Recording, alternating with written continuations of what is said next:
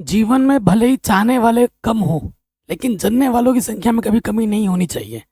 चलिए, class 12th mathematics chapter number 10 सदिश बीजगणित की जो प्रश्नावली 10.2, जो कि बहुत इजी है और बहुत इंपॉर्टेंट है। यहाँ से 1 से 2 प्रश्न आपके बोर्ड एग्जाम में ज़रूर पूछे जाते हैं हर साल। पहले इसके बेसिक को समझेंगे कंजूसो, और वीडियो को लाइक ज़रूर कर दिया करो। वीडियो को लाइक ज़रूर करना है और एक कॉमेंट अच्छा से ज़रूर करना है। चलिए वीडियो को स्टार्ट करते हैं। तो सबसे पहले जो हम सीखेंगे, एक एक करके चीज़ें सीखेंगे। कह रहे हैं सदिशों का योगफल। ठीक है, सदिशों का योगफल। देखो हमारे पास क्या है, हमने एक इनिशियल पॉइंट ले लिया, स्टार्टिंग पॉइंट ले लिया, फिक्स किया है इसको हमने। ये हमारा स्टार्टिंग पॉइंट है। हमने क्या किया, सदिश हमने इस तरफ गए, ए की डायरेक्शन में गए, और ए से फिर ऊपर बी की डायरेक्शन में गए। पहले ओ से ए की तरफ आए और फिर ए से बी की तरफ गए। इनकी डायरेक्शन चेंज नहीं हुई, इसी दिशा में गया। तो जब ओ ए को मैंने ए वेक्टर बोला और ए से बी को मैंने बी वेक्टर बोला, अब मेरे पास ओ से ए गया, ए से बी गया। अब मुझे ओ से ए निकालना है, ओ से ए निकालना है, और ओ से ए को मैंने सी वेक्टर बोल दिया। तो ये क्या होगा, क्योंकि ये जो वेक्टर गए हैं इस दिशा में और इसी दिशा में गए हैं, तो ये वेक्टर और ये वेक्टर क्या हो जाएगा, जुड़ जाएगा। वही है, ये क्या है, सदिशों का योगफल। इस कॉन्सेप्ट पर बेस्ड क्वेश्चन आगे मिलेंगे ऑब्जेक्टिव में। ठीक है, और प्रश्न नंबर 10.3 में भी मिलेंगे। तो यही चीज मैंने आपको समझाया ना, वही चीज यहाँ पे मैंने लिख दी है। माना ए बी दो सदिश राशियां हैं। ठीक है, स्पेस आकाश में ओ एक स्वच्छ बिंदु लिया, ओ को प्रारंभिक बिंदु लेते हुए, इसको इनिशियल पॉइंट लेते हुए, ओ से सदिश ए के समान सदिश ओ ए खींचा, ओ ए खींचा, ओ ए के अंतिम बिंदु ए से हमने क्या खींचा, ए बी खींचा। ठीक है, ओ ए को मैंने ए बोला, ए बी को मैंने बी वेक्टर बोल दिया। अब मुझे अगर क्या निकालना है, इस ओ बी को निकालना है, तो ओ बी मेरा क्या हो जाएगा, ए और बी वेक्टर का क्या होगा, योगफल के बराबर होगा। यानी कि जो मेरा ओ ए था, ओ ए प्लस ए बी किसके बराबर था, ओ बी के बराबर। यही आपके सदिशों का क्या है, योगफल का नियम है। बड़ा आसान है। चलिए नेक्स्ट आ जाते हैं। देखिए, तो ये अब हो चुका है। अब हमारे पास ये जो ए बी था, ए बी क्या था, बी का स्थिति सदिश था। ओ ए क्या था, ए वेक्टर ए का स्थिति सदिश था। ठीक है, अब सदिशों के अंतर की बात करते हैं। जैसे हमारे पास देखिए, ये वेक्टर गया, देखिए हम जानते हैं हमारे पास क्या है, A B plus B C किसके बराबर है, ए सी के बराबर है। ये ए बी है प्लस बी सी है, A B plus B C किसके बराबर है, ए सी के बराबर। अभी हमने सीखा। तो देखो अब हमने क्या किया, ये ए सी यहीं पे रहा, ये ए सी यहीं पे रहा। इस ए बी को उठाएंगे, उधर जाके क्या हो जाएगा, माइनस। तो क्या हो जाएगा, बी सी यहाँ बचा, तो बी सी बराबर क्या हो जाएगा, ए सी यहाँ है, ये प्लस का इधर आके क्या हो जाएगा, माइनस का। तो बी सी को मैं लिख सकता हूँ ए सी माइनस ए बी। अगर इसकी मैं पोजीशन चेंज कर दूँ, अगर मैं इसकी पोजीशन चेंज कर दूँ, तो जैसे यहाँ पर देखो ये क्या है, ए बी है।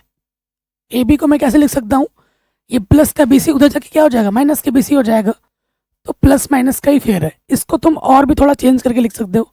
जैसे ये ए सी है, अगर मैं इसका डायरेक्शन चेंज कर दूंगा, जैसे बी सी का मैं अगर सी ए सी बी कर दूं, तो नेगेटिव सामने आ जाता है, नेगेटिव नेगेटिव पॉजिटिव हो जाएगा, और ये हो जाएगा सी बी। इसको मैं ऐसे भी लिख सकता हूँ। ठीक है, ये चीज़ और ये चीज़ एक ही चीज़ को बता रही है। तो इनका भी हम प्रयोग करेंगे आगे चलकर। ठीक है, फिर आ जाते हैं योगफल का समांतर चतुर्भुज नियम। ये क्या है, आप जानते हैं पैरेललोग्राम क्या होता है। ये हमारे पास क्या है, पैरेललोग्राम है। सदिश ए तथा बी को समांतर चतुर्भुज की भुजाएं ओ ए, देखो ये ओ ए है और ये ओ बी है। ओ ए को मैंने ए वेक्टर बोला और ओ बी को मैंने बी वेक्टर बोला। ये क्या है, समांतर चतुर्भुज है, ध्यान रखिए। ये भुजा इसके समांतर है, ये भुजा इसके समांतर है। तो ये ए हुआ, ये बी हुआ, तो ये भी क्या होगा मेरे भाई, ये भी बी होगा। तो ये ओ सी क्या हो जाएगा, ए वेक्टर प्लस बी वेक्टर की क्या होगा, योगफल के बराबर होगा। यही सब चीज यहाँ पर लिखा हुआ है। आगे बढ़ते हैं, सदिश योगफल के गुणधर्म। देखो सिंपल सी बात है, क्या बोल रहे हैं, अगर आपके पास दो सदिश हैं, ठीक है, अगर आपके पास दो सदिश है, उनको अगर आप जोड़ोगे, ए प्लस बी करो या बी प्लस ए करो, बात वही आएगा। मैं आपको उदाहरण देके समझाऊं। जैसे यहाँ देखिए, हमारे पास ए सदिश मैंने ले लिया आई प्लस जे। और बी मैंने ले लिया 2i प्लस 2j ले लिया। तो मैं अगर a प्लस बी करूँगा तो i वाला i के साथ जुड़ेगा 3i और ये हो जाएगा 3j। ये a प्लस बी की। अगर मैं b प्लस a करूँगा, b को पहले रखा और a को बाद में रखा, 2 प्लस आई कितना होगा 2i प्लस i 3i होगा और 2j प्लस j क्या होगा 3j होगा। चाहे मैं a प्लस बी करूँ या b प्लस a करूँ, आएगा तो यही, आएगा तो वही है ना। तो फर्क पड़ा नहीं पड़ता है। तो योगफल में कोई फर्क नहीं पड़ता, a प्लस बी प्लस ए समान होता है, क्रम विनिमय होता है। ये क्या होता है कम्यूटेटिव होता है और इसमें एसोसिएटिव नियम भी लागू होता है। अगर आपके पास 3 है, a प्लस बी करो, सी को अलग रखो या फिर a को अलग रख के b प्लस सी करके करो, तो तीनों चीज़ आपस में क्या होगी, ये तीनों और ये तीनों आपस में बराबर होगी। मतलब जोड़ में क्या होता है, अदला बदली करके तुम जोड़ो, हमेशा वही आना है। साहचर्य नियम भी इसमें संतुष्ट होता है। कह रहे हैं एक सदिश का एक अदिश से सदिश का गुणन। ठीक है, जैसे सपोज करो हमारे पास एक वेक्टर ले लिया मैंने, ए वेक्टर है मेरे पास i plus 2j plus 3k है और इसको मैंने 2 से गुणा कर दिया 2a। तो क्या होगा, 2 से सब में गुणा हो जाएगा, i plus 2j plus 3k गुणा करोगे तो क्या हो जाएगा 2i 2 दूनी 4 2 तिया 6k। ये क्या आ गया 2a वेक्टर आ गया। ठीक है, इसमें अभी एक नियम लगेगा, वो मैं आपको बताऊंगा। अच्छा, एक नियम क्या होता है कि ये वाला है नियम, यहाँ पर मैंने लिख रखा है कि अगर आप लैम्डा से गुणा कर रहे हो किसी वेक्टर में, जैसे यहाँ लैम्डा की जगह पर क्या है 2 है और ये हमारा ए वेक्टर है, अगर उसको आप गुणा करोगे तो और उसका फिर क्या ले लो मापांक ले लो, यहाँ से क्या ले लो मापांक ले लो, तो क्या होता है लैम्डा ए, ये जो जिससे आपने गुणा किया वो बाहर आ जाता है, मापांक ए के क्या होता है बराबर होता है। तो यहाँ पर लैम्डा की जगह पे 2 लिया था मैंने ना, तो ये क्या है लैम्डा और ये है ए, लैम्डा ए का मापांक निकालोगे तो लैम्डा बाहर आ जाता है, 2 बाहर आ जाएगा और अंदर क्या आ जाएगा ए आ जाएगा। ये एक प्रॉपर्टी है, इस पर बेस्ड ऑब्जेक्टिव क्वेश्चन में एग्जाम में आ जाते 1 नंबर में। कोई डाउट, कोई दिक्कत नहीं होगी। ओके, फिर क्या होता है सदिश का योज्य प्रतिलोम। मतलब योज्य मतलब आपके पास एक सदिश है, आप उसमें क्या जोड़ोगे कि आपको योज्य प्रतिलोम मिल जाए। और योज्य प्रतिलोम क्या होता है, 0 वेक्टर होता है। क्या होता है 0 वेक्टर। 0 वेक्टर का मतलब 0i plus 0j plus 0k होता है। ठीक है, तो क्या जोड़ोगे ए में, आप क्या जोड़ोगे कि आपको फिर से 0 मिल जाए, तो माइनस ए जोड़ना पड़ेगा। अगर मेरे पास एक वेक्टर ए बराबर क्या है i प्लस j है, तो मुझे इसमें क्या जोड़ना पड़ेगा माइनस ए। तो माइनस से क्या कर दोगे गुणा कर दोगे, यानी कि i माइनस का j ये जोड़ेंगे। तो इसका जो योज्य प्रतिलोम है वो ये है, समझ रहे हो। अगर किसी वेक्टर का योज्य प्रतिलोम बोले तो उसमें बस माइनस से क्या करना है गुणा कर देना है। नेक्स्ट इंपॉर्टेंट है, वेरी इंपॉर्टेंट टॉपिक है, 2 बिंदुओं को मिलाने वाला सदिश। ठीक है, हमारे पास 2 बिंदु है, एक बिंदु P है जिसके निर्देशांक x1 y1 z1 है, एक बिंदु P2 है जिसके निर्देशांक x2 y2 z2 है।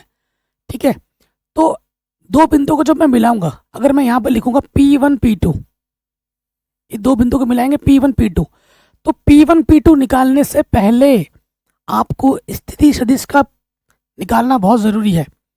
स्थिति सदिश हमेशा इस केंद्र से लिया जाएगा। ठीक है, तो अगर P की बात करें तो OP1 पहले लिखना होगा, OP1 ये क्या हो जाएगा x1 i और फिर क्या है यहाँ पर y है, तो यहाँ हो जाएगा y1 j और z1 k। अगर मैं बात करूँ OP2, P का स्थिति सदिश O से, वो क्या हो जाएगा x2i y2j और z2k। अब मैंने P का भी स्थिति सदिश निकाल दिया, P2 का भी स्थिति सदिश निकाल दिया, अब मुझे निकालना P1 P2। तो एक ट्रिक है, इसका ट्रिक है, जैसे मुझे क्या निकालना P1 P2, तो मैं आपको बताऊं जो लास्ट में होता है वो पहले आ जाएगा। क्या होगा OP2 में से आपको क्या घटाना होगा OP1 घटाना होगा। अगर आपको समझने में थोड़ा दिक्कत हो रहा है तो ये छोटे मोटे ट्रिक्स आपको हेल्प करते हैं। जो आखिर में होगा वो पहले आ जाएगा, जो पहले है वो बाद में आ जाएगा, माइनस हो जाएगा।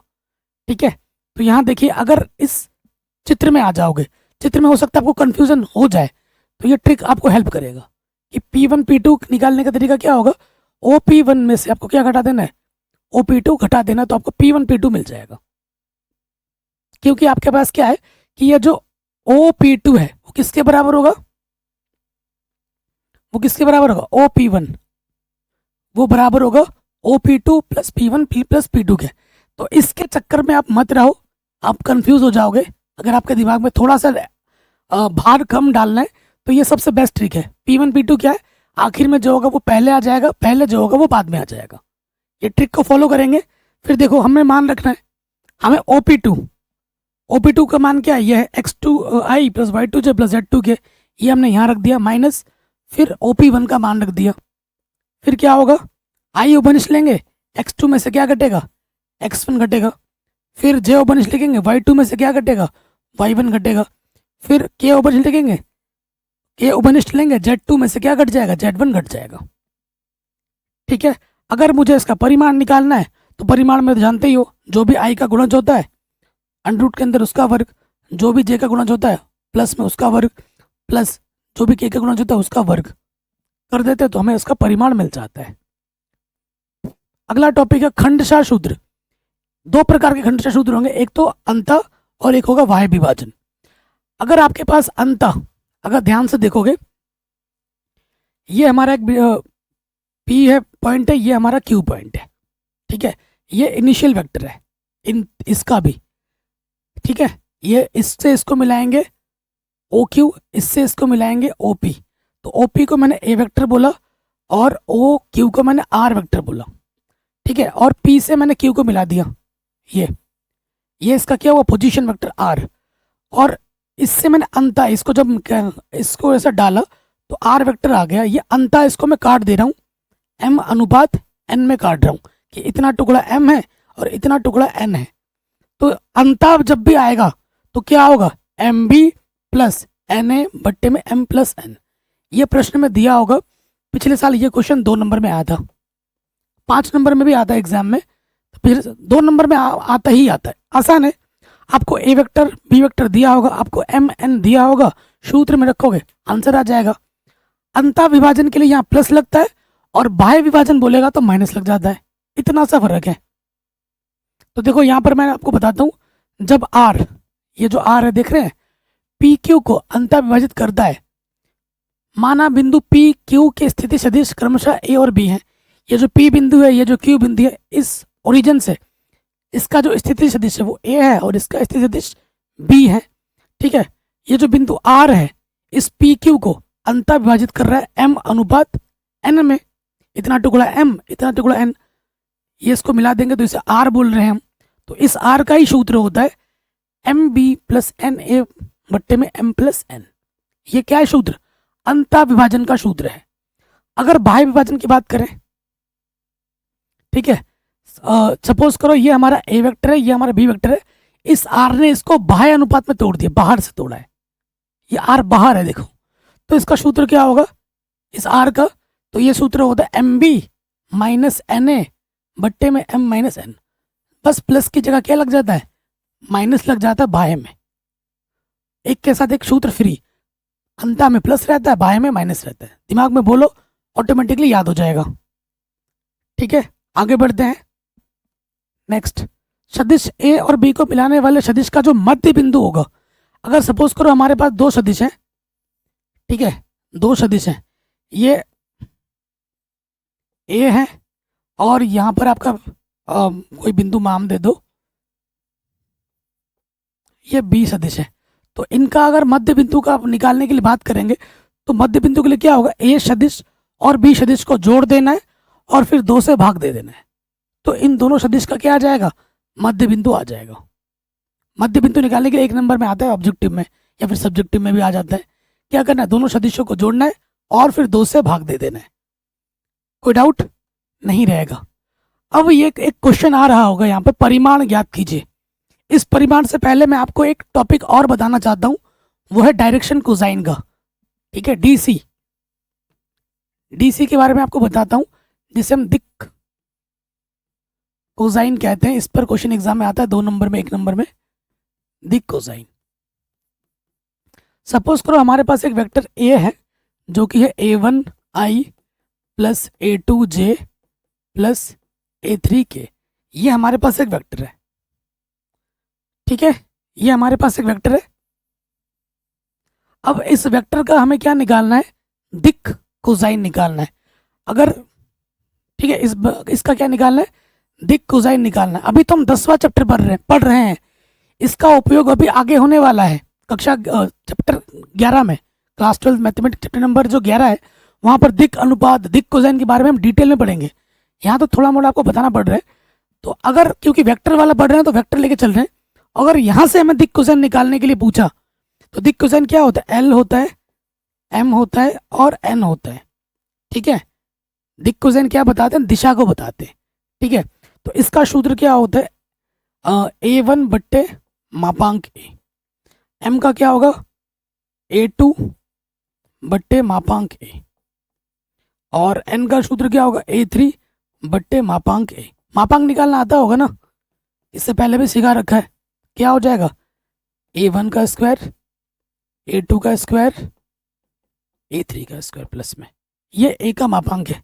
निकाल के इनके भाग दे दोगे, a1 बट्टा मापांक है ये l आ जाएगा, a2 बट्टे मापांक है ये m आ जाएगा, a3 बट्टे मापांक है n आ जाएगा, ठीक है। चलिए इस प्रश्न में आ जाते हैं।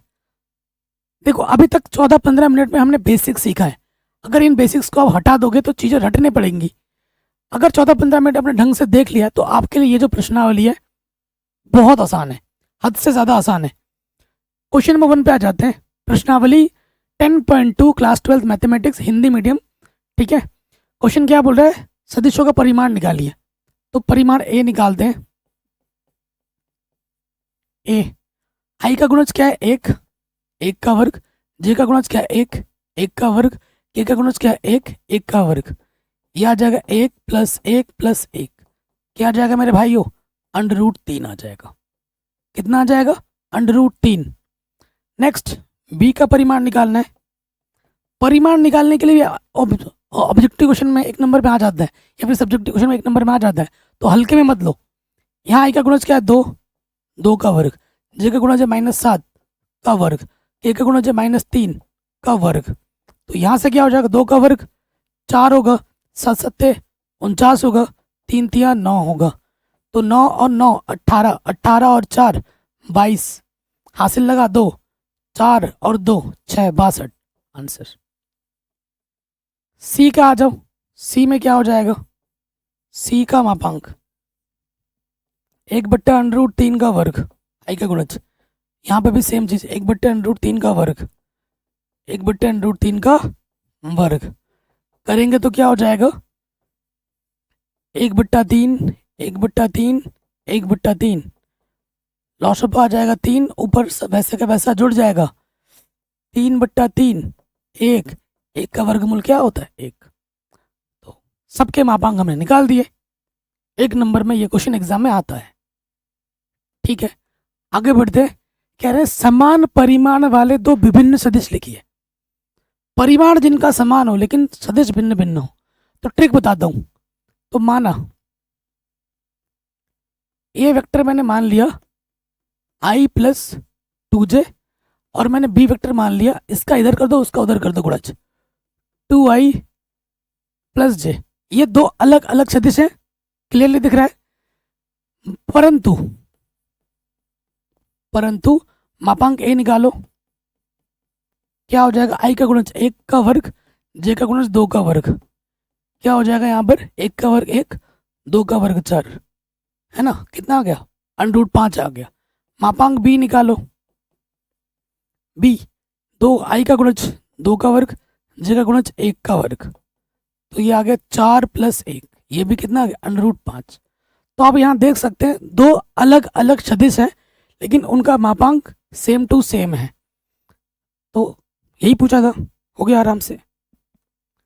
कह रहे समान दिशा वाले 2 विभिन्न सदिश लिखिए। दिशा जिनकी समान हो, ठीक है, दिशा मतलब L M N समान होने चाहिए। तो मैं क्या करता हूं, माना मैं मान लेता हूं, एक मान लेता हूं ए वेक्टर, ए वेक्टर मैं मान लेता हूं i + 2j प्लस का 3k, ठीक है। और मैं बी वेक्टर मान लेता हूँ 2i, मतलब गुणा इधर उधर कर दो, 2i प्लस जे प्लस 3k। ये ए और ये बी दिख रहा है आपको अलग अलग, आपके सामने ही है। अब देखो मैं यहाँ से क्या निकाल लूंगा, मापांक ए और मापांक बी मुझे चाहिए होगा। मापांक ए निकालता हूँ। मापांक ए क्या हो जाएगा, आई का गुणज 1 का वर्ग, जे का गुणज 2 का वर्ग, के का गुणज 3 का वर्ग। तो ये हो जाएगा 1 प्लस 4 प्लस 9, ये हो गया √14, ठीक है। ना ना ना ना ना, कह रहे समान दिशा वाले,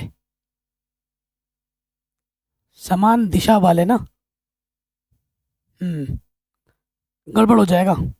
ये तो सही है, ये तो चलो आपने मान लिया, क्योंकि एल एम एन एग्जैक्टली बराबर दिखाना है, तो फिर वो परिमाण तो दोनों का समान आ जाएगा, लेकिन एल एम एन में बात गड़बड़ कर देगा। तो इसका ट्रिक मैं बताता हूँ क्या है, ठीक है। इसका ट्रिक बताता हूँ, जो भी आपने ए वेक्टर लिया है, कोई भी आप अपने मन के अंदर एक संख्या सोचो एक को छोड़कर, और उस संख्या से पूरे में क्या कर दो, गुणा कर दो। एक संख्या आपने सोच ली होगी, सपोज करो 2 सोच लिया, 2 से गुणा कर दो सब में, 2i, 2 दूनी 4j, 2 तिया 6k, ठीक है। अब आ जाते हैं बी वेक्टर निकालने में। तो देखो यहाँ से 2 का वर्ग 4, 4 का वर्ग क्या हो जाएगा 16, और 6 का वर्ग क्या हो जाएगा 36। तो ये क्या हो जाएगा 36, 6 और 6 12, 12 और 4 कितना हो जाएगा 16, हाथ से लगा 1, 3 और 1 4, 4 और 1 5, 14 चौके 56 होता है, 14 चौके 56। दिमाग में मेरा कैलकुलेशन पहले ही चलने लगता है। तो 14 चौके 56, 2 का जोड़ा बना, 2 बाहर आ जाएगा, 14 का जोड़ा नहीं बना, 14 अंदर रहेगा। अब देखो ए के लिए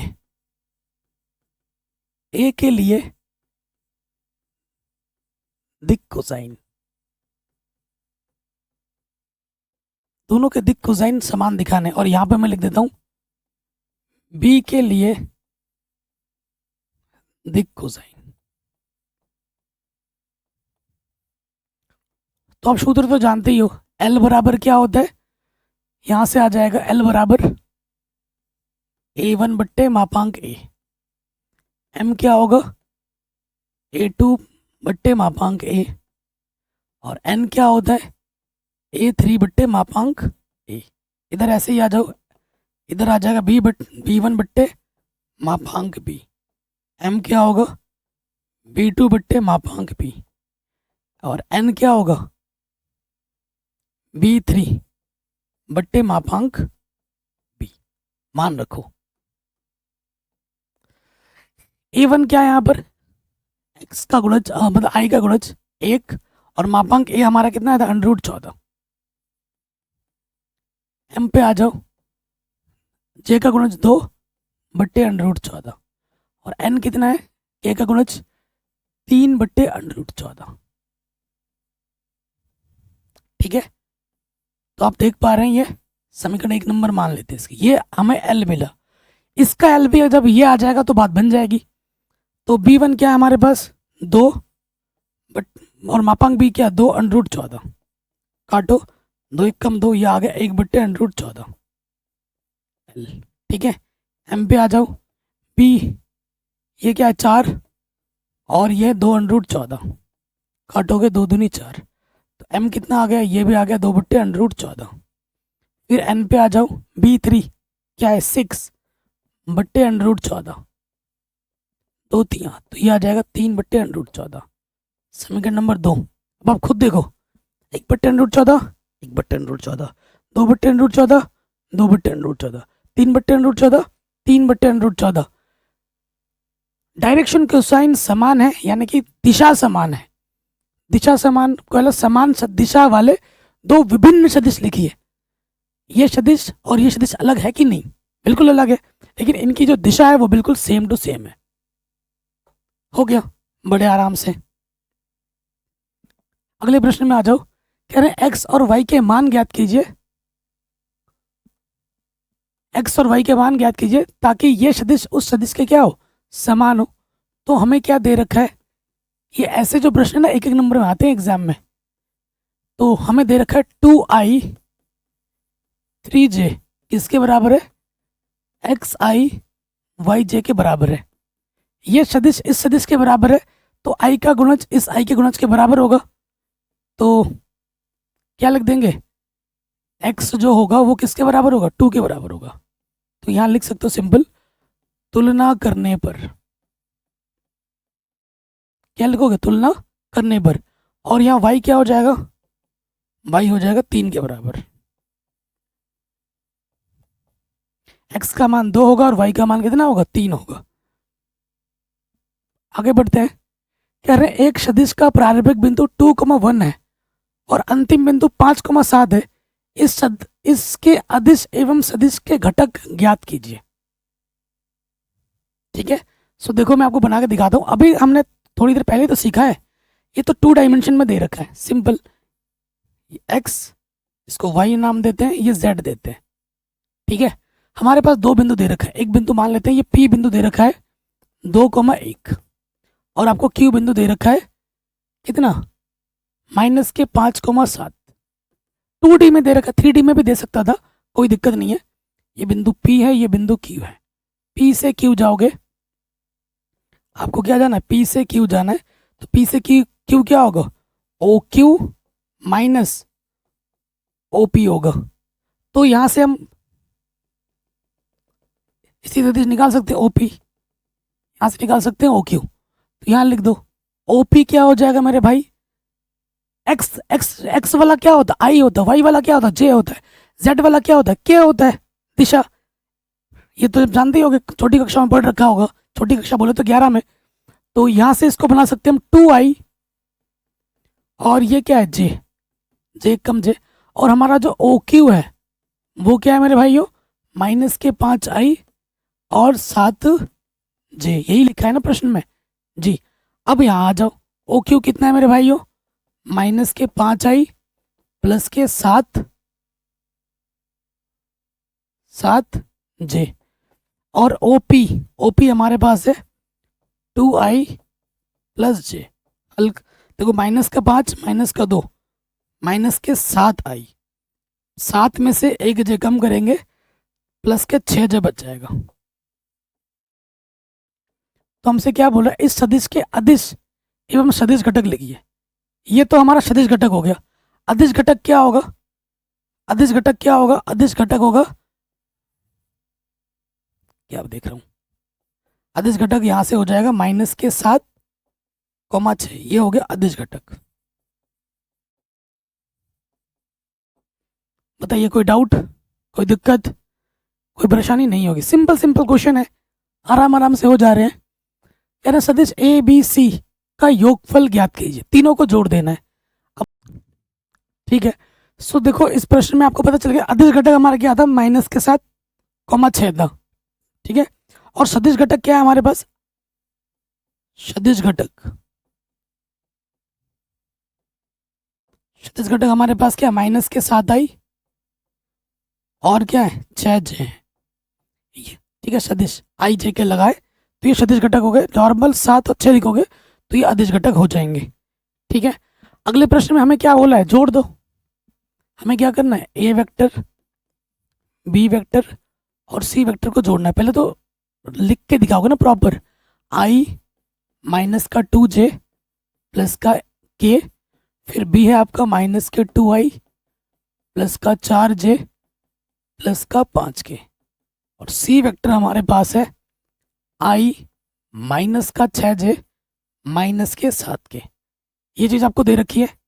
अब आप देखिए, और जोड़ोगे ना, -2i प्लस का i तो काम खत्म, ये आ गया 0i, -2 प्लस का 4, देखो -6 -2 -8, 8 में 4 घटा दोगे -4j बच जाएगा, प्लस का k प्लस का 5k, 6k हो गया, 6 में 7 के घटाओगे -k बच जाएगा।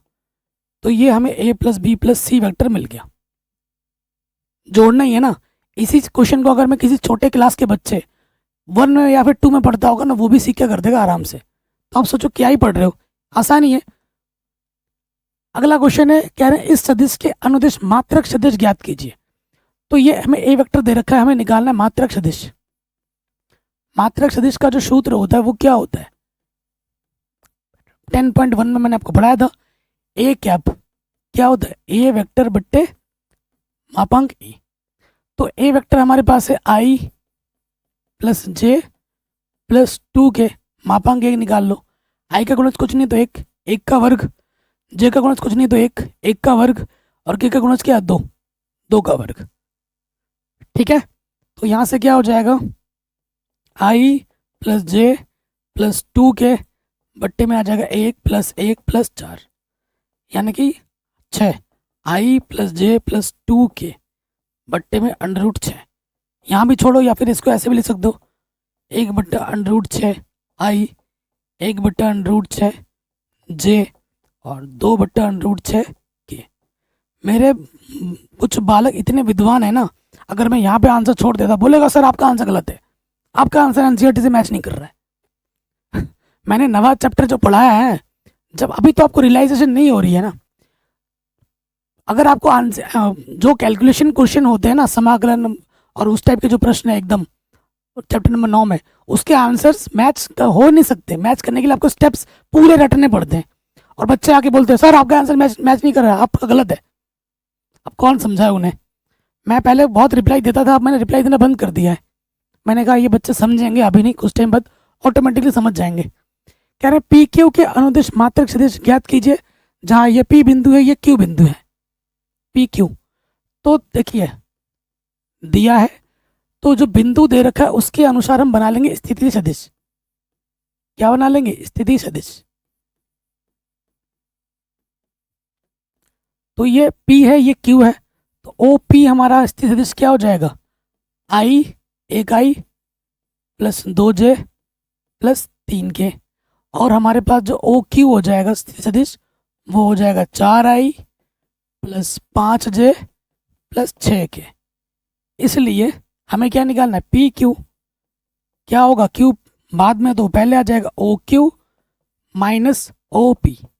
ठीक है जी, OQ क्या है हमारे पास, 4I plus 5J plus 6K, और OP हमारे पास क्या है, I plus 2J plus 3K। अब 4 में से एक आई घटाओगे 3I, 5 में से 2 घटाओगे 3J, और 6K में से 3K घटाओगे तो 3K। ये हमको मिल गया PQ। PQ क्या मिल गया, वेक्टर मिल गया। हमें इसका क्या निकालना है, मात्रक सदिश निकालना है। आ जाओ मात्रक सदिश निकालते हैं। मात्रक सदिश इसका निकालना है, PQ का निकालना है, तो PQ के ऊपर कैप लगा दोगे, PQ बट्टे क्या आ जाएगा, PQ का मापांक। ठीक है, PQ हमारे पास क्या है, 3I plus 3J plus 3K। क्या हो जाएगा, I का गुणज 3 का वर्ग, 3 का वर्ग, 3 का वर्ग, 3I 3J 3K। तो 3 स्क्वायर कितनी बार है, 3 बार है, तो ये हो जाएगा 3I 3J 3K।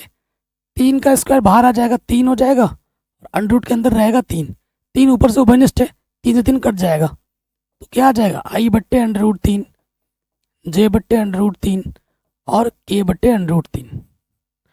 ये हमें हमारा मात्रक सदिश मिल जाएगा। समझ गया ना, ऊपर से 3 उभयनिष्ठ आ जाएगा, इस 3 से ये 3 क्या होगा, फिनिश, खत्म, कट जाएगा, तो बचेगा सिर्फ √3। सबके बट्टे में हमने अलग अलग ले लिया।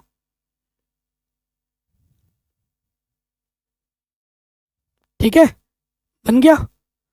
आगे बढ़ते अगले प्रश्न में, क्या रहे हैं ए और बी आपको दे रखा है, ए प्लस बी के अनुदिश मात्रक सदिश निकालिए। ए और बी को जोड़ना है, जो भी आएगा उसका मात्रक सदिश आपको निकालना है। तो चलिए हल करते हैं। ए वेक्टर प्लस बी वेक्टर आपको जोड़ना है। ए वेक्टर हमें दे रखा है 2I माइनस का J प्लस का 2K, फिर यहाँ पर प्लस है। बी वेक्टर हमारे पास है माइनस के I प्लस का J माइनस का K।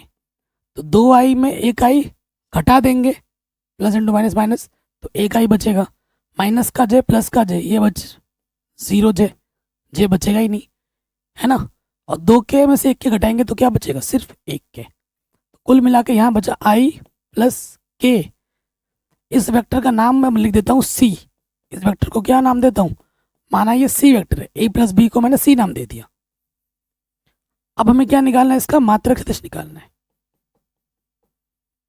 मात्रक सदिश सी कैप क्या हो जाएगा, सी वेक्टर बट्टे में सी का क्या, मापांक। तो सी वेक्टर है हमारे पास है आई प्लस के, आई का गुणज 1, के का गुणज 1, वर्ग करके जोड़ दिया। आई प्लस के यहाँ से आ जाएगा 1 प्लस 1 बट्टे में √2। तो इसको लिख सकता हूँ आई बट्टे √2, के बट्टे √2। ये हमें हमारा क्या मिल गया, मात्रक सदिश। कोई डाउट, कोई दिक्कत नहीं होनी चाहिए। आगे बढ़ते हैं। सदिश के अनुदिश ऐसा सदिश ज्ञात कीजिए जिसका परिमाण 8 इकाई हो। तो पता है ऐसा प्रश्न, ये प्रश्न बहुत इंपॉर्टेंट है, ये एग्जाम में पूछा जाता है। प्रश्न में क्या बोल रहा है, प्रश्नानुसार हमें एक ऐसा सदिश ज्ञात करना है जो इसके अनुदिश, एक ऐसा सदिश ज्ञात किया जिसका परिमाण 8 इकाई हो। मतलब अगर इस सदिश को मैं ए वेक्टर बोल दूं तो हमें क्या निकालना है, हमें निकालना है 8 ए कैप। ठीक है, हमें क्या निकालना है, 8 ए कैप निकालना है। कहीं पे भी डाउट हो या दिक्कत हो आप प्रश्न को एक बार दोबारा देख सकते हैं। हिंदी में लिख देते हैं, यहाँ लिख देते हैं ए के अनुदिश, ए के अनुदिश जिसका परिमाण 8 इकाई हो, वो ये है। अब जानते हैं एक ये क्या है, मात्रक सदिश। अब मात्रक सदिश का मतलब ए वेक्टर बट्टे ए का मापांक। ए वेक्टर क्या है हमारे पास, 5 आई माइनस का जे प्लस का 2 के बट्टे में ए का परिमाण। तो आई का गुणज क्या है, 5, 5 का वर्ग, जे का गुणज है -1 का वर्ग प्लस के का गुणज है 2, 2 का वर्ग। हल करेंगे तो ये आ जाएगा 5 आई माइनस का जे प्लस का 2 के, ब्रैकेट के अंदर था। और ये आ जाएगा 5 बचे 25, -1 का वर्ग 1, 2 का वर्ग 4। तो ये हो गया 8, 5 आई माइनस का जे प्लस का 2 के। तो ये क्या हो जाएगा 30, 6 पंजे 30, नहीं √30 ही रहेगा।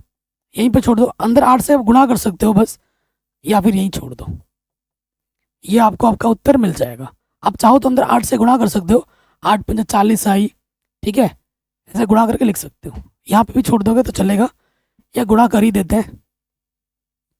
8 पंजे 40 आई बट्टे √30 माइनस 8 जे बट्टे √30 और 8 दूनी 16 के बट्टे √30।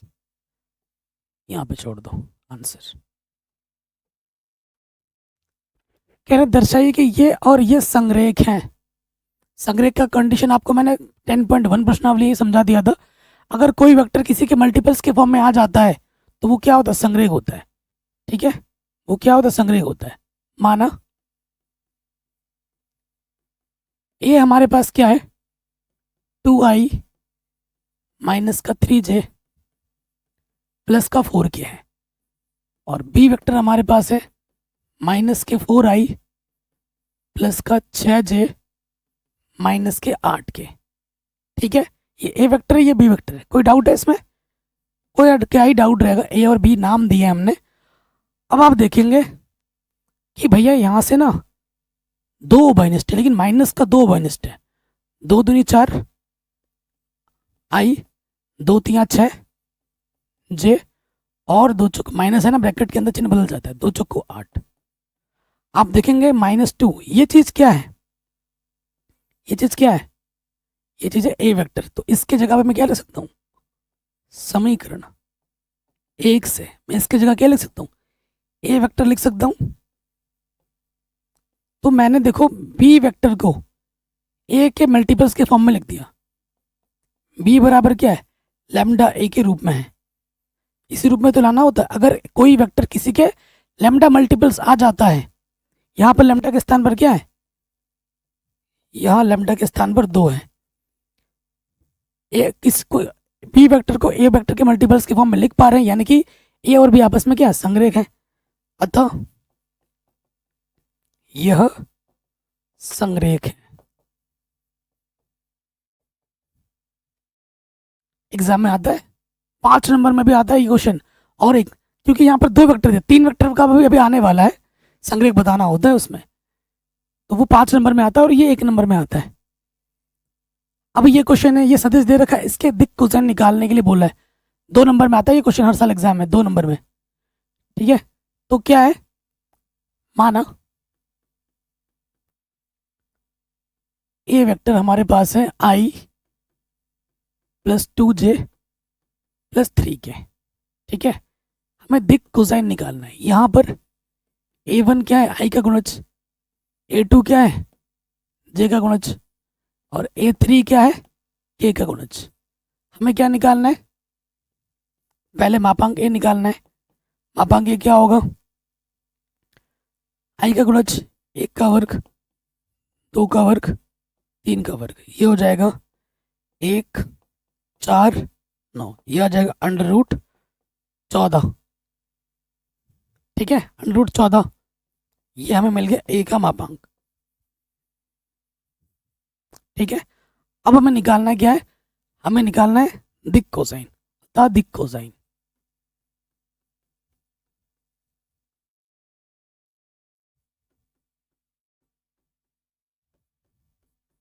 दिक् कोसाइन एल एम एन हमें निकालना है।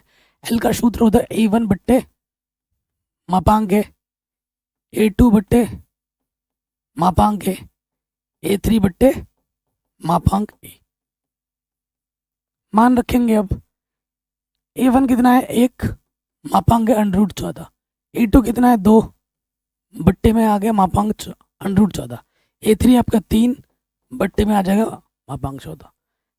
आराम से निकल के दिक् कोसाइन, ये एग्जाम में आता है हर साल 2 नंबर में, ठीक है, आराम से बन गया। कह रहे हैं बिंदु ए बी को मिलाने वाले ए से बी की तरफ सदिश की दिक् कोसाइन ज्ञात कीजिए। ए से बी की तरफ, ए से बी की तरफ, तो क्या हो जाएगा, ओ बी माइनस ओ ए। अच्छा, ओ बी क्या होगा, माइनस के आई माइनस का 2j प्लस का k, और ओ ए क्या होगा, i प्लस 2j माइनस का 3k। बिंदु से हम वेक्टर बना सकते हैं, बिंदु से स्थिति सदिश बना दिया। अब माइनस i माइनस के 2i, माइनस 2j माइनस का 2j माइनस के 4j, k में से प्लस माइनस माइनस प्लस, ये हो जाएगा 4k।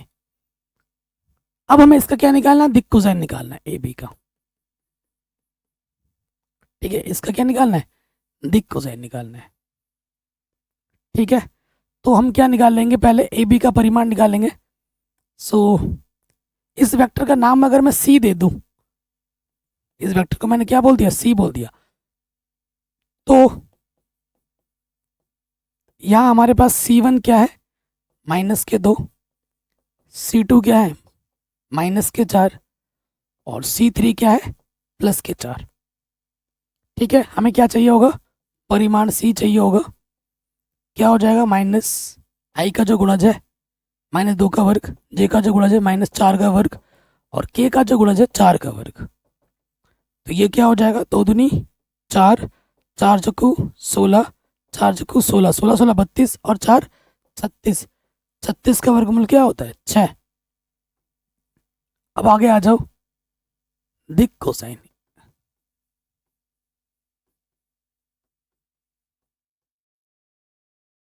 हमें निकालना है दिक् cosine L M N, L का सूत्र क्या होगा, C1 बट्टे मापांक C, C2 बट्टे मापांक C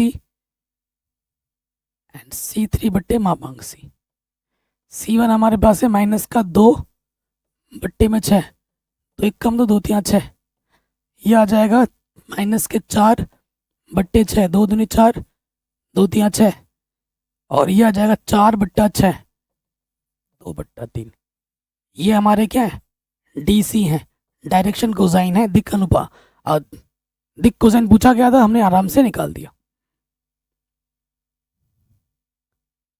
ओके, आगे बढ़ते हैं। कह रहे हैं दर्शाइए कि सदिश इतना इतना इतना OX OY OZ के साथ समान कोण बनाता है। समान कोण मतलब देखिए, अगर मैं बात करूं LMN, आपको क्या दिखाना है, समान दिखाना है, ठीक है। LMN को आपको क्या दिखा देना है, समान दिखा देना है। इसका मतलब है कि ये समान कोण बनाता है। तो देखिए, माना ए वेक्टर हमको क्या दे रखा, I plus J plus K।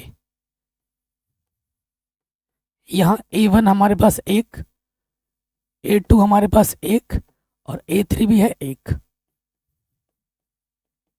मापांक ये क्या हो जाएगा, A1 का स्क्वायर, A2 का स्क्वायर, A3 का स्क्वायर। तो ये आ जाएगा 1 + 1 + 1, कितना आ गया, √3।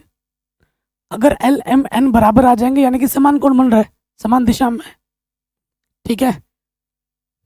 तो एक्चुअली L बराबर पता है क्या होता है, ये सब डिटेल में पढ़ोगे, ये चैप्टर नंबर 11 में ज़्यादा आता है। L बराबर होता है cos अल्फा, M बराबर होता है cos बीटा, और N बराबर क्या होता है, cos गामा होता है। तो बस अल्फा बीटा गामा को आपको बराबर दिखा देना है, तो बात बन जाएगी, ठीक है। तो यहाँ आ जाओ, अतः L क्या होगा, A1 बट्टे मापांक है √3, M क्या होगा, A2 बट्टे मापांक है, और N क्या होगा, A3 बट्टे मापांक है। तो ये देखो समान आ गए, इसके मान उठाकर यहाँ रख दो, 1 बट्टे √3, 1 बट्टे √3, 1 बट्टे √3। तो अल्फा का मान अगर आपको निकालना है तो कॉस इधर आ जाएगा, कॉस इनवर्स 1 बट्टे √3 हो जाएगा। बीटा चाहिए, कॉस इधर आके क्या हो जाएगा, कॉस इनवर्स 1 बट्टे √3 हो जाएगा। और ये गामा क्या हो जाएगा, कॉस इधर आके क्या हो जाएगा, कॉस इनवर्स 1 बट्टे √3। तो देखो अल्फा बीटा गामा क्या है, same to same, cos inverse 1 बट्टे √3 है। तो इसका आगे क्या लिख दो, चूंकि अल्फा बराबर बीटा बराबर गामा इसके बराबर है, कॉस इनवर्स 1 बट्टे √3। अतः यह OX OY OZ के साथ समान झुका हुआ है।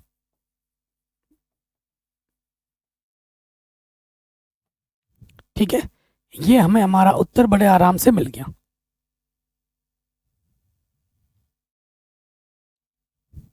नेक्स्ट क्वेश्चन है, कह रहे बिंदु इतने और इतने को मिलाने वाली रेखा को 2:1 में अंतः भाग विभाजन करने वाले R का स्थिति सदिश ज्ञात कीजिए। बहुत आसान क्वेश्चन है। तो पहला केस हम निकालते हैं अंतः विभाजन।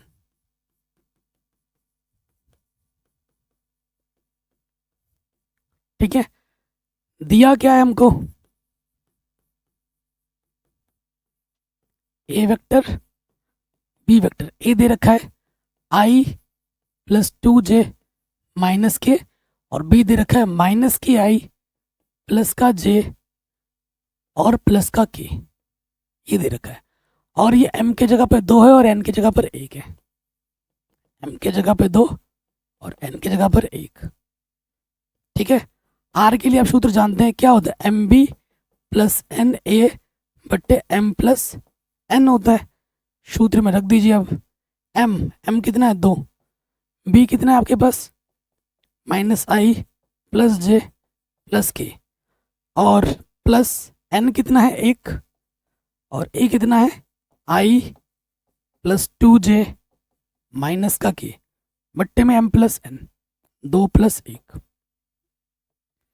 तो देखो यहाँ से हो जाएगा माइनस के 2i प्लस के आई, तो यहाँ से आ जाएगा माइनस के आई, 2j 2j 4j, 2 के में से 1 के घटाएंगे सिर्फ के, बट्टे में क्या आ जाएगा 3। तो इसको लिख सकते हो i बट्टे 3, 4 बट्टे 3j और 1 बट्टे 3 के। आंसर ये हमें मिल गया अंत विभाजन में। एक बार मैं आंसर चेक कर लेता हूँ। क्वेश्चन नंबर कितना है 15, ठीक है, अंत विभाजन आ जाएगा, सही है। अब आ जाओ बाह्य विभाजन में। बाह्य विभाजन में क्या होता है, बस फॉर्मूले में माइनस लग जाता है। बाह्य विभाजन, ठीक है, सूत्र आ जाएंगे आर में, क्या होता है एम बी माइनस का एम एन बट्टे एम माइनस एन, ठीक है। रखो एम कितना है 2, बी हमारे पास है माइनस के आई प्लस का जे प्लस का के, और एन ए हमारे पास है आई प्लस 2j माइनस का के, बट्टे में 2 माइनस 1, 1 आ जाएगा। 2i में से 1i घटाओगे तो माइनस का 3i, 2j में से 2j घटा दोगे तो 0j आ जाएगा। 2k में से 1 के जोड़ दोगे, नेगेटिव नेगेटिव पॉजिटिव, 3 के आ जाएगा। तो आंसर आ जाएगा माइनस का 3i प्लस 3k, आंसर। तो ये अंत विभाजन के लिए, ये बाह्य विभाजन के लिए सदिश हमको स्थिर सदिश आराम से मिल जाएगा, ठीक है। कह रहे दो बिंदु इतने इतने को मिलाने वाले सदिश का मध्य बिंदु ज्ञात कीजिए, ठीक है। तो मध्य बिंदु अभी मैंने बताया था, दो सदिश को जोड़ते हैं और आधा कर देते हैं। ए प्लस बी वेक्टर को जोड़ोगे और उसका क्या करोगे आधा। हमको दिया क्या है, यहां ए वेक्टर क्या दे रखा है और बी वेक्टर क्या दे रखा है। ए वेक्टर हमारे पास है 2i plus 3j plus 4k, और बी वेक्टर हमारे पास है, बिंदु से हमने वेक्टर बना ले रहे हैं, 4i प्लस j माइनस का 2k है। अब ये रखो एक की जगह पर, 2i plus 3j plus 4k, और बी वेक्टर आपके पास है 4i प्लस का j माइनस का 2k। इन दोनों को जोड़ेंगे और आधा कर देंगे, 2i 4i 6i 3j और 1 4j, 4 में से 2 के घटाएंगे 2k, बट्टे में 2, ऊपर से 2 अनिष्ट है, 2 3 6, 2 दूनी 4, 2 1 कम 2, 2 से 2 कट गया, तो आंसर आ जाएगा 3i plus 2j plus k। बड़े आराम से है कि नहीं, सिंपल क्वेश्चन है, 1 नंबर में आता है एग्जाम में, ये ऑब्जेक्टिव सब्जेक्टिव दोनों में आ सकता है। अगले क्वेश्चन में आ जाते हैं। दर्शाइए कि ए बी सी एक समकोण त्रिभुज के शीर्ष का निर्माण करते हैं। समकोण त्रिभुज में क्या होता है, बड़े भुजा का वर्ग बाकी दो छोटे भुजाओं के वर्गों के योगफल के बराबर दिखा दो, समकोण त्रिभुज है। आपको ए बी सी दे रखे हैं, ठीक है, आपको बताना है कि ये समकोण त्रिभुज के शीर्ष है। देखो इनके स्थिति सदिश दे रखे हैं, ये जो ए देख रहे हो ना, ये एक्चुअली ओ ए है, आपका ए बी वेक्टर नहीं है। आपको ए बी वेक्टर निकालना पड़ेगा मेरे भाई, ठीक है। तो सबसे पहले देखो त्रिभुज है, तो हम पहले ए बी वेक्टर निकालेंगे, फिर बी सी वेक्टर निकालेंगे, फिर ए सी वेक्टर निकालेंगे, ठीक है। ए बी क्या हो जाएगा, ओ बी माइनस का ओ ए। ओ बी बोले तो बी वेक्टर में से आपको ए वेक्टर घटाना होगा, बी सी का मतलब ओ सी में से ओ बी वेक्टर घटाना है, यानी कि सी वेक्टर में से आपको बी वेक्टर घटा देना है। ए सी मतलब ओ सी माइनस के ओ ए, यानी कि सी वेक्टर में से ए वेक्टर आपको घटाना है। ठीक है जी, निकालते हैं। बी बी वेक्टर हमारे को क्या दे रखा है, 2i माइनस जे प्लस के। ठीक है, और ए वेक्टर हमको दे रखा है 3i माइनस का 4j माइनस का 4k। ठीक है, तो 2 में से 3i घटाओगे माइनस का i हो जाएगा, नेगेटिव नेगेटिव पॉजिटिव, 4 में से 1 j घटाओगे 3j आ जाएगा। ठीक है, और नेगेटिव नेगेटिव पॉजिटिव 4 और 1 5k आ जाएगा। ये हमको ए बी मिल गया। ऐसे ही सी हमारे पास क्या है, i माइनस का 3j माइनस के 5k, और बी वेक्टर हमारे पास है 2i माइनस का j प्लस का k। तो यहाँ से आ जाएगा, एक में से 2i घटाएंगे माइनस का ही बचेगा, माइनस का 3j प्लस का j, हाँ माइनस का 2j बचेगा, माइनस के 5 माइनस का 1 माइनस का 6k बचेगा। फिर यहाँ पे आ जाओ सी वेक्टर के i माइनस के 3j माइनस के 5, और ए वेक्टर हमारे पास है 3i माइनस के 4j माइनस के 4k। घटाओ, i में से 3 घटाएंगे माइनस के 2i, और 3 में माइनस 3 प्लस का 4, 4 में से 3 घटाओगे 1j बच जाएगा, माइनस 5k प्लस का 4k, तो माइनस का k बच जाएगा। ओके, अब इसी के सामने हेड टू हेड मैं आपके आंखों के सामने निकालता हूँ ए बी का परिमाण। ठीक है, ए बी का स्क्वायर कर दोगे तो जो अंडर रूट होता है वो हट जाएगा। फिर यहाँ पर आपको निकालना होगा बी सी का परिमाण, और फिर उसका वर्ग करोगे तो अंडर रूट हट जाएगा क्योंकि वर्ग करना पड़ता है। और यहाँ ए सी अंडर रूट का सिस्टम हट जाएगा, मतलब है ना। तो यहाँ से क्या आ जाएगा, ए बी आई का गुणज -1 का स्क्वायर, जे का गुणज 3 का वर्ग, के का गुणज 5 का वर्ग। तो 1 का वर्ग 1, 3 3 9, 5 बचे 25। ठीक है, तो ये आ गया 35, समीकरण नंबर 1। बी सी आ जाओ, -1 का वर्ग -2 का वर्ग -6 का वर्ग, है ना। आई का गुणज, जे का गुणज, के का गुणज का वर्ग कर देते हैं। 1 4 36, 36 और 4 40, और ये आ गया 41, समीकरण नंबर 2। एसी में आ जाओ, -2 का वर्ग, जे का गुणज 1 का वर्ग, के का क्या -1 का वर्ग, तो ये आ जाएगा 4 + 1 + 1, 5 और 1 6। तो आप देख पा रहे हैं कि इसको और इसको जोड़ रहा हूं तो इसके बराबर आ रहा है, चूंकि जो 41 है वो किसके बराबर है, 35 + 6 के बराबर है। 41 का मतलब क्या है, 41 का मतलब है बी सी, बड़ी वाली भुजा का वर्ग, बाकी दो छोटी भुजाओं के योगफल के बराबर है।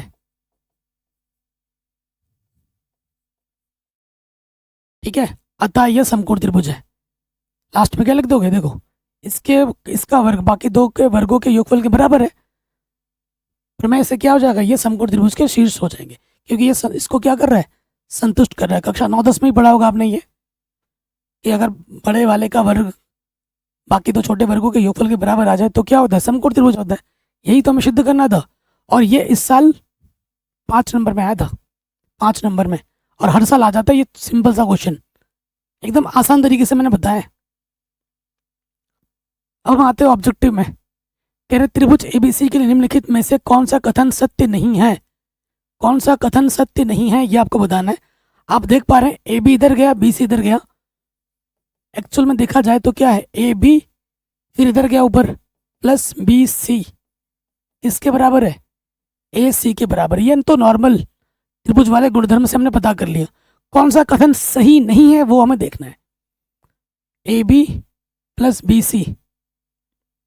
अच्छा, ये ए सी को मैं अगर ऐसे लिख सकता हूँ, माइनस सी ए करके लिख सकता हूँ, और ये माइनस वाला इधर के क्या हो जाएगा, प्लस हो जाएगा। A B plus B C plus C A, इधर क्या बचेगा 0। तो पहला कथन सही है, ए बी प्लस बी सी।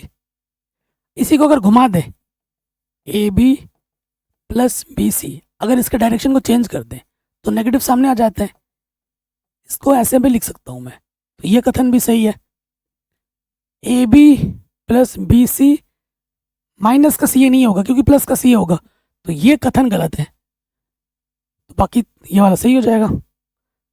ठीक है, अब देख लो ए बी और इसके डायरेक्शन को अगर चेंज कर दूं, सी को पहले ले लूं बी को बाद में, तो चेंज हो जाएगा। और फिर क्या लिखा है, सी ए लिखा है, तो सी ए करूंगा तो माइनस सामने आ जाएगा, नेगेटिव नेगेटिव पॉजिटिव। तो ये कथन सही है बिल्कुल। ये वाला कथन गलत है क्योंकि ये जब सही है तो ये गलत हो जाएगा। तीसरा स्टेटमेंट गलत है, ये ऑप्शन सही हो जाएगा। आखिरी प्रश्न है आई थिंक ये हमारा। क्या कह रहा है, यदि ए और बी दो संरेख सदिश हैं तो निम्नलिखित में से कौन सा कथन सही नहीं है। तो मैंने बोला अगर ए और बी दो संरेख होता है तो एक वेक्टर दूसरे के क्या होता है, लैम्डा मल्टीपल्स होता है। तो ये तो प्रॉपर स्टेटमेंट है, ये कथन क्या है, सही है। लैम्डा प्लस का एक हो सकता है, माइनस का भी एक हो सकता है लैम्डा की जगह पर। तो ये कथन भी क्या है, यहाँ प्लस माइनस क्या है, लैम्डा के स्थान पर है, सही है। ए और बी के क्रमागत घटक समानुपाती नहीं है, ठीक है। और दोनों सदिश ए तथा बी की दिशा समान है परंतु परिमाण विभिन्न है। कौन सा कथन सही नहीं है, कह रहे ए और बी के क्रमागत घटक समानुपाती नहीं है। यहां पे आ जाओ,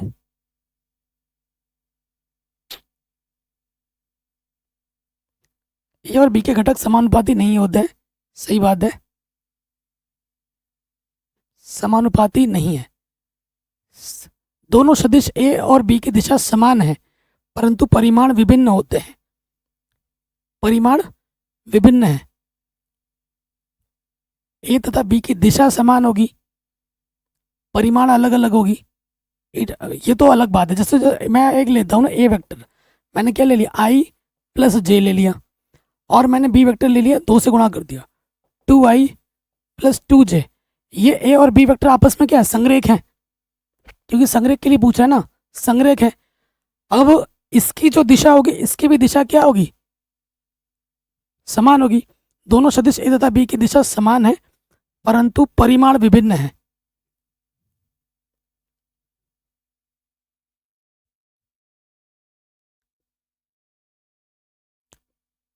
कौन सा, तो मैं वही कंफ्यूज हो रहा था, यहाँ पर है होगा नहीं होगा लिखा था ना, कि ए और बी के क्रमागत घटक क्या होते, समानुपाती होते हैं, ठीक है। जैसे देखो इसमें अनुपात देखो 1/2 का अनुपात है, यहाँ पे भी 1/2 का अनुपात समान अनुपात में होता है और ए और बी में, है कि नहीं, क्योंकि तभी जाके तो एक गुणज बाहर निकलता है ना, तभी तो समान अनुपात में होता है, तभी हम समरेख दिखा पाते हैं। तो ये कथन भी सही है, ये कथन भी सही है। 3 जब कथन सही है तो ये कथन क्या हो जाएगा, गलत हो जाएगा। तो इस तरीके से हमने पूरी प्रश्नावली को सॉल्व कर ली है, बाकी मैंने सब कुछ पढ़ा रखा है, ठीक है। अगर आप बोलोगे कि सर एनसीईआरटी तो आपने ऑलरेडी पढ़ा रखी है, हम उन वीडियोस को देख के पढ़ रहे हैं, हमें प्लीज़ क्वेश्चन बैंक कराना शुरू कर दो। क्वेश्चन बैंक भी मैंने पहले पढ़ा रखा है, लेकिन नई सीरीज भी स्टार्ट कर दो जल्द से जल्द, तो वो भी हम कर देंगे। बस कमेंट करके बता दो, जो हुक्म करोगे वो हम कर देंगे। जय हिंद, अपना ख्याल रखें, मिलते हैं आपसे नए वीडियो में।